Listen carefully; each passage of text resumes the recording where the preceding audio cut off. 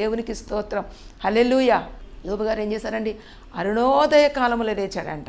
అనేక పర్యాలు చెప్పాను, అరుణోదయ కాలములో చేసిన ప్రార్థన బహుబలము గలది. కాబట్టి అరుణోదయ కాలములో లేచి వారి విందు దినములు పూర్తయిపోయిన తర్వాత ఒక్కొక్కరి నిమిత్తము యోబు ఏం చేశారంటే, వారు పాపము చేసి హృదయంలో దేవుని దూషింతురేమోనని ఏం వారిని పవిత్రపరిచి వారి నిమిత్తం ఒక్కొక్కరి నిమిత్తము బలులు అర్పించుచు వచ్చినట్లుగా ఇక్కడ దేవుని వాక్యం తెలియజేయబడుతుంది. నా ప్రియ జనాంగమా, ఎలాగ నీవు ప్రార్థన చేస్తున్నావు? కాబట్టి యోబు గారు చేసినట్లుగా ఎలాగ చేయాలి? నిత్యము అలాగూ చేయించండి వాళ్ళను. దేని కొరకు ప్రార్థన చేస్తానంటే, హృదయములలో ఒకవేళ నా బిడ్డలు వారి హృదయాలలో దేవుని దూషింతురేమోనని వారిని పిలిచి ఏం చేస్తాడంట? వారిని పవిత్రపరిచి వారిలో ఒక్కొక్కరి కొరకు దహన బలిని అర్పించుచూ వచ్చెను. దేవునికి స్తోత్రం. హల్లెలూయా.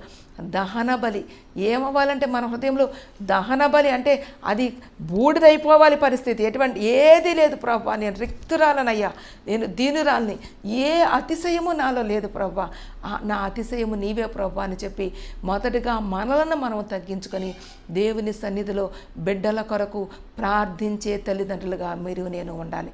దహన బలి అర్పించినటువంటి యోబు గారి జీవితంలో దేవాది దేవుడు అద్భుత కార్యం చేశాడు. రెండంతల ఆశీర్వాదాన్ని అనుగ్రహించాడు. ఇదిగో దేవుడు యోబు గారి గురించి సాక్ష్యం చెప్తున్నాడు భూమి మీద, అతడు యథార్థవంతుడు అని చెప్పి. మరి నీ గురించి నా గురించి దేవుడు ఎటువంటి సాక్ష్యం చెప్పాలి? మనం దేవుని దృష్టిలో ఎటువంటి వారిగా జీవిస్తున్నామో ఒక్కసారి మనలను మనం పరిశీలన చేసుకోవాలి.